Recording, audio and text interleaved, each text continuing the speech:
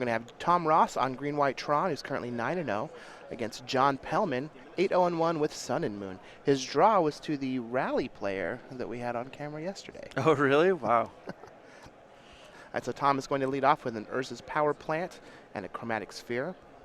John Pellman's going to play Modern Standout, Temple of Triumph, and get a Scry. Let's see what he decides to do with it. It's going to the bottom, and I just got word that John is on a mulligan to 5. So being on the draw on a mulligan to 5 is definitely going to bode poorly for John. We'll see what he can cobble together here. Like I said before, he's got a few cards that can overperform in the matchup. He could play a Blood Moon as soon as the following turn. Right, Tom is just going to crack his Chromatic Sphere for green mana and cast Ancient Stirrings. He's looking at a 5 that includes a Razorverge Thicket, and it seems like he's hunting for some more land. And with this prison-style deck, if it, normally it's looking to imprison your normal creature deck. So it's a lot of the prison elements aren't going to be quite as effective at locking Tom out of the game. They're just going to delay him. Okay, well, Tom is just going to take a Razorverge Thicket, or an Oblivion Stone, and play Razorverge Thicket. John Pellman has a Cavern of Souls, and we'll get word on what he names. Likely in the main deck is either going to be Ape or Eldrazi for Simian Spirit Guide and Emrakul. Yeah, kind of interesting to have that. And he's going to play Chalice of the Void on one. It looks like he named Spirit. I believe Simian Spirit Guide is an Ape Spirit. And this is going to shut off all of those cheap cantrips that Tom has in his deck. Yeah, so Tom is going to be relying a lot more on just naturally drawing things. He only has a few cards that can really find things that are not just 1 mana, but this is one of them. Right, Sylvan Scrying for Tom is going to go find an Urza's Mine. And then he'll play that land for his turn and pass back to John Pellman. And now if John can land a Blood Moon, he's going to get a lot of breathing room.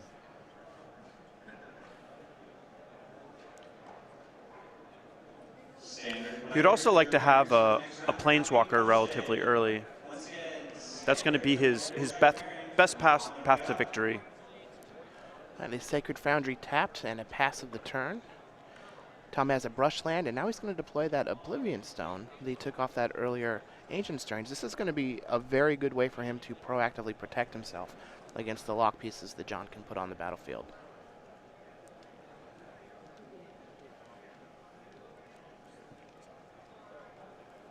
Yeah, I really wish we could see a John's deck firing on all cylinders, but this mulligan's going to be a little rough. This is definitely a pretty powerful card in the matchup, though. Here's a Johnny Vengeant for John Pellman. He's going to keep what looks like to be the Urza's Mine tapped down. This will keep Tom off of being able to use his Oblivion Stone for a turn, but next turn he'll just be able to pop it off if he has another land. Yeah, Johnny Vengeance is definitely one of John's better cards in the matchup, though. The ultimate can happen pretty quickly, and while it's ultimating, it can keep a land tap down to crimp Tom's mana. Well, John Pellman just has another forest. He'll plus as a Johnny Vengeant yet again on that Urza's Mine, pass the turn back to Tom Ross. He does have 6 lands now, so a Blood Moon isn't even going to hold him down from playing Karn if he can get one more. He'll play in Sanctum of Ugin and pass the turn back to John Pellman. John's going to plus his Johnny Vengeant yet again, targeting the same Urza's Mine. Pass the turn back to Tom. Let's see if he uses this Oblivion Stone on his end step. Yeah, and things have lined up pretty well for Tom Ross. Usually the green-white Tron deck isn't great at hitting every land drop naturally. It usually needs its cantrips to get there. But with the way things have worked out, Tom has just been able to naturally draw basically everything he wanted. He used 1 Sylvan Scrying. Including the Urza's Tower to finish Tron on this turn. Yeah, pretty great. Just right off the top, yep. Completely unlocks everything in his hand. Looks like he has a Karn. He also has an Ugin, maybe even a Wormcoil Engine. The world is his oyster. And now that we're at this stage in the game, it's just going to be knockout punch from Tom Ross after knockout punch, and John is going to have a very hard time keeping up. All right. Well, Tom is going to play Karn Liberated. He'll +4 on the Karn and take a card out of John Pellman's hand, which appears to be Blessed Alliance. Play Radical Progenitus and pass the turn back to John. John has a Lightning Helix, which will take Karn down to 6 on Tom's end step. Got to use a lot of burn spells to take down Karn Liberated. Yeah, He is gonna a take big a lot boy. of Lightning Helixes. Yep. All right, Chalice of the Void on 1. And a Blood Moon. All right, standard competitors. All right, Relic of Progenitus will be sacrificed on Tom's end step. That's going to exile all of the graveyards, and he will draw a card in the process. Tron may be turned off for now, but he can just minus that Karn to get rid of the Blood Moon. Yeah, if he has a another land, he could even play something like Ugin he can and just minus. Just play the to get the Ugin. Blood Moon. Yeah, so he'll plus his Karn, take another card. He may also just plus his Ugin and just start killing John. If Tom doesn't have a whole lot to do with his mana, it may be worth it for him to just ignore the Blood Moon. Yeah, so he just -3'd the Ugin, took care of the Blood Moon. John will draw for his turn, play a Rugged Prairie, and pass back. These Planeswalkers that can interact with your opponent's board and win the game all by themselves are pretty good. Yeah, and this is pretty comical. I mean, Tom just has these an Ugin and a Karn against an opponent who just has some lands and some burn spells in his deck. All right, here we have a Worm Coil Engine. And this game, unfortunately, is very, very over for John Pellman. The late game certainly favors Tom Ross by a pretty large margin. This is pretty impressive to see, this deck that's focused on assembling these non-basic lands just naturally do it? Just plow right through the Blood Moon deck. Yeah, well, the thing is Tom, Blood Moon is great at making it so that the Tron lands don't produce as much mana, but you can still just draw 8 lands or 7 lands and play Karn and Ugin. So against some decks, like if we were going to say like a Jund deck, or in fact a Blood Moon would really lock them out of making a lot of plays, but against the Tron decks, Blood Moon merely just delays those plays. And it was a pretty heads-up play by Tom to take that Oblivion Stone fairly early off of the Ancient Stirrings, knowing that at some point it's going to be relevant because this is a Blood Moon deck. Yeah, and that is definitely something that I hadn't quite thought about when we were first looking at the deck list, but even if Tom Ross gets Blood Mooned out, he only needs 5 lands to be able to get out from underneath it because of those stones. All right, so Tom is going to play an an Ulamog, the Ceaseless Hunger, take out a couple red sources from John, sacrifice his Sanctum of Ugin to go get another Ulamog, and John's going to scoop it up. Let's take a look at these sideboards, see where we go from here. Tom Ross has 3 Blessed Alliance, 3 Nature's Claim, 3 Warping Whale, 2 Rest in Peace, 2 Thrag Tusk, 1 Ravenous Trap, and 1 Ghost Quarter. How do you think he's going to sideboard here? So I think the Nature's Claims are going to be great. The 2 things that Tom's worried about the most are Blood Moon, and then after that, probably Chalice of the Void. If he can keep those off the board, his deck will be firing on all cylinders. So I think Nature's Claim is going to be a great sideboard card for him. Now on John Pellman's side, we have 2 Sudden Shock, 2 Rest in Peace, 2 Zealous Conscripts, 2 Stony Silence, a Pian Kiran Nalar, a Blessed Alliance, a Chandra Torch of Defiance, 1 Anger of the Gods, 1 Leyline of Sanctity, 1 Grafdigger's Cage, and 1 Celestial Purge. What do we think we're doing with all this? So he's got a lot of interesting cards on his sideboard. I like the Zealous Conscripts. Being able to take your opponent's Ugin or Karn can be a pretty sweet thing to do. I also like the Pia and Kiran Nalar and the Chandra Torch of Defiance. It's just ways to get a little bit more mid-rangey.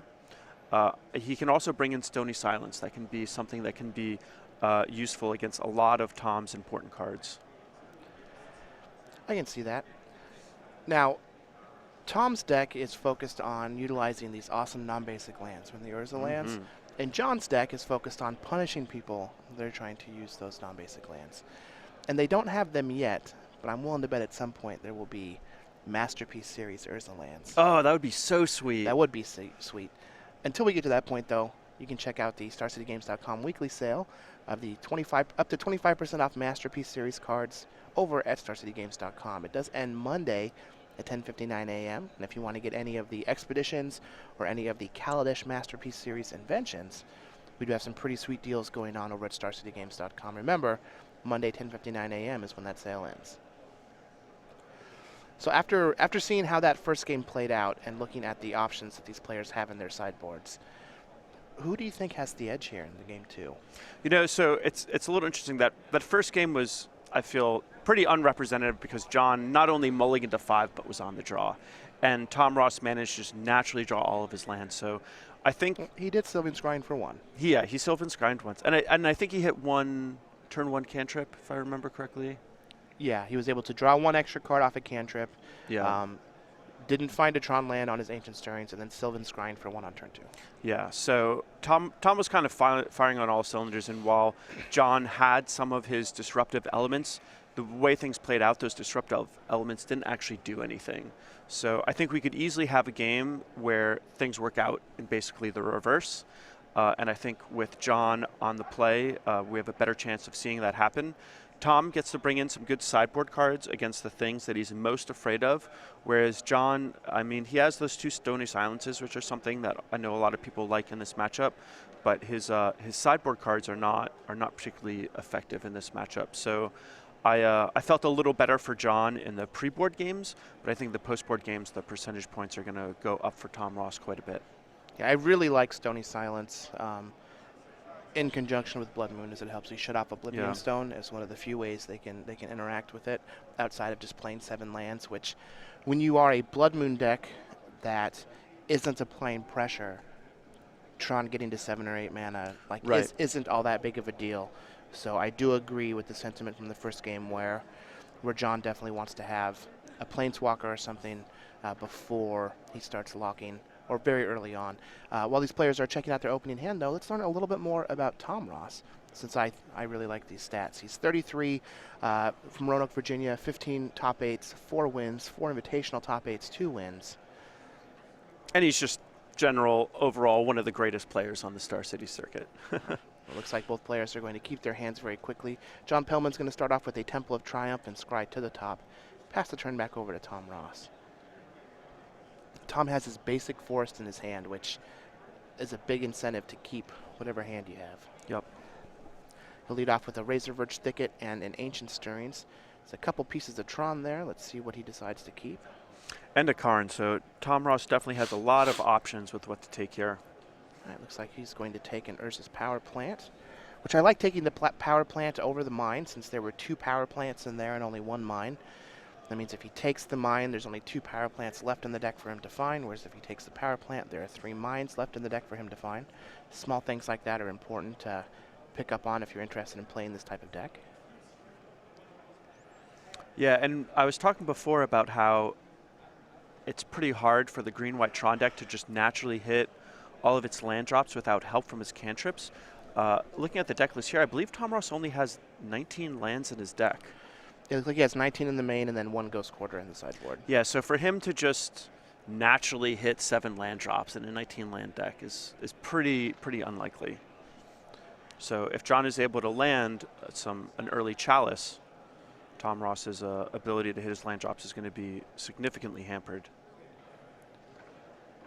All right, Tom is going to Sylvan's Scrying for the last piece of Tron that he needed.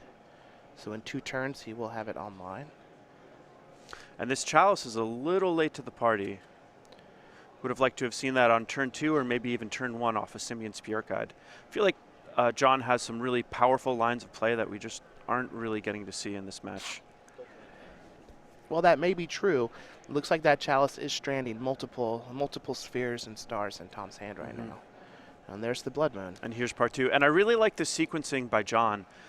Playing the Chalice before the Blood Moon means that Nature's Claim is not going to be able to tag that Blood Moon. So I think from the way that this played out, if I was sitting in Tom Ross's seat, I would assume that John had the turn 3 Blood Moon, but then on turn 3 drew the Chalice and chose to play it instead.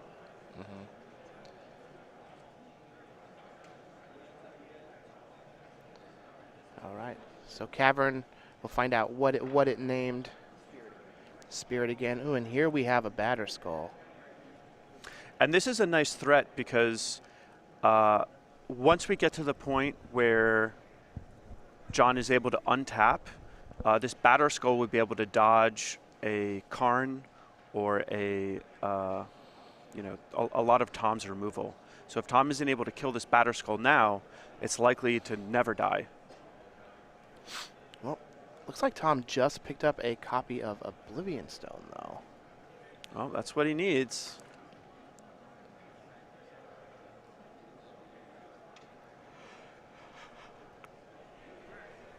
And Tom drawing exactly what he needs, basically when he needs it. This Oblivion Stone is Tom's one good way of getting out of this lock that John is starting to develop. Tom will just play his forest and cast that Oblivion Stone. John Pellman has a mountain. He'll crash in for 4 with his Batterskull Germ token, dropping Tom down to 16, climbing up to 24 himself. He's just going to pass the turn back. So it's nice that John Pellman is going to be able to save his Batterskull by returning it to his hand, but things are still looking a little grim. This the stone is quite the play from Tom Ross, and it's really going to help him move forward in this game.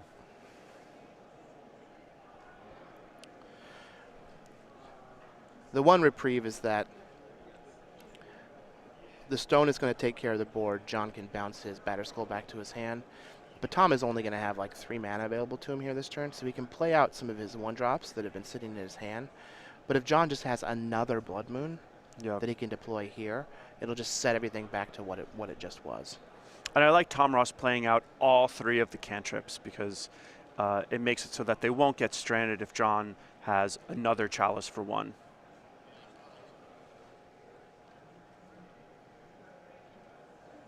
And Tom Ross has just been unstoppable. Oh wow! Well, so he plays all of his 1-drops so that they get underneath the Chalice for 1, and John Pellman just has the one way to punish him with this Stony Silence. Pretty unbelievable. Would have been nice to have had that last turn to stop the Oh Oblivion yeah, Stone. that's for sure. But Stony Silence is going to shut off all of those 1-drops on Tom's side. And Spirit Guide in it. Use Elvish Spirit Guide to cast that Batterskull again, bringing along that Alex Bastecki Germ token. Tom does have a bunch of mana available to him now, with a Karn Liberated in his hand and a Thragtusk. We might even see both.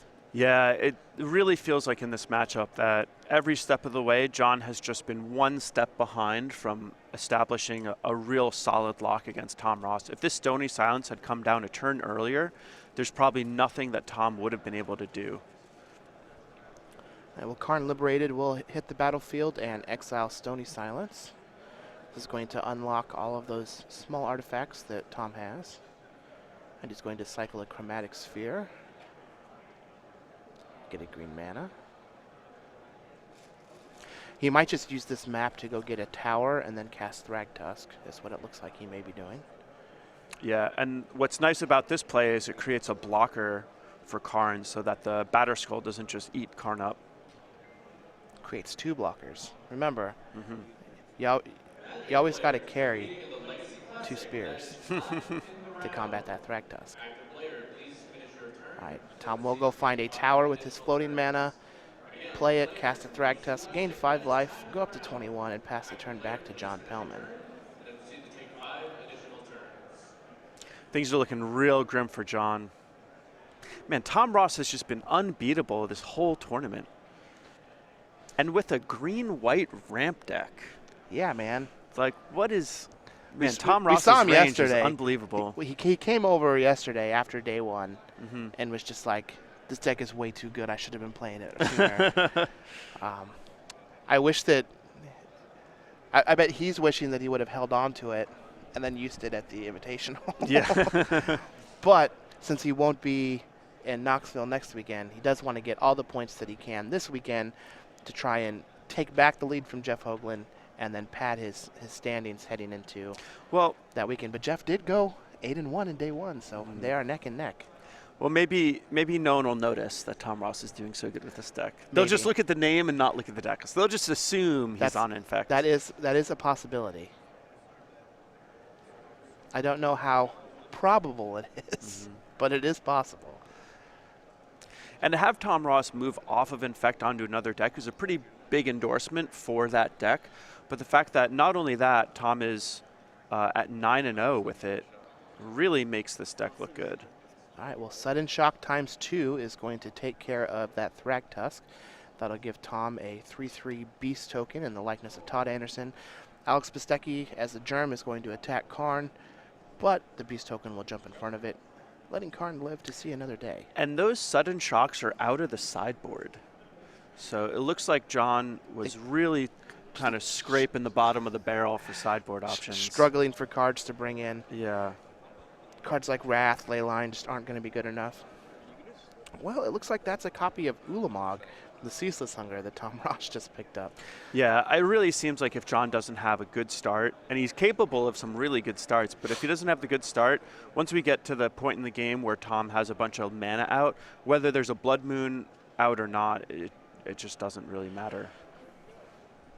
And so Tom has a green and a colorless mana floating after cracking that Chromatic Star.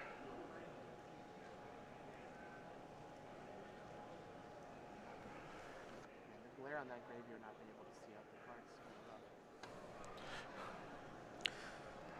There is an Ulamog, the Ceaseless Hunger trigger, Batter Skull with no mana available, and the Chalice of the Void. Karn is going to plus, taking a card out of John's hand. He doesn't have any. And to be fair, once we get to this stage in the game, 3 more baubles. basically green-white Tron outclasses every deck.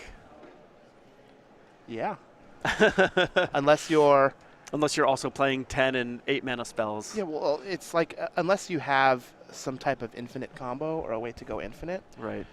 You're going to be at a pretty big disadvantage. But the problem is, Ugin, Karn, and Ulamog, just like in addition to being giant monsters and threats that can end the game by themselves, they also interact with the opponent. Yeah, they're great because they interact with the opponent, so you get to, like, while you're building up to something, you're also disrupting your opponent. They're also great from playing behind, and that's one of the reasons why it's so hard to kill this green-white Tron deck, is because when they play something like Ulamog, it's basically, kill your 2 attackers and play a blocker if you're on the defense. And if you're on the offense, you get to crimp their mana, maybe deal with a problematic planeswalker. Ugin's kind of the same way, where you play it and you can just wipe the board if you're against a bunch of attacking creatures, or if you're against someone who's trying to, generate some sort of prison against you, or is trying to control you and get a lot of value with planeswalkers, it can just start plussing and attacking them. Well, we had a perfect flavor opportunity where Gideon Jura is taunting an Eldrazi to attack him, just like he did at Seagate. But unfortunately, Karn Liberated is going to take him out of the action. And then Ulamog, the Ceaseless Hunger, is not going to be satiated and just going to keep attacking until the game is over. So John Pellman is going to scoop it up. Tom Ross is going to take this match 2-0 and move on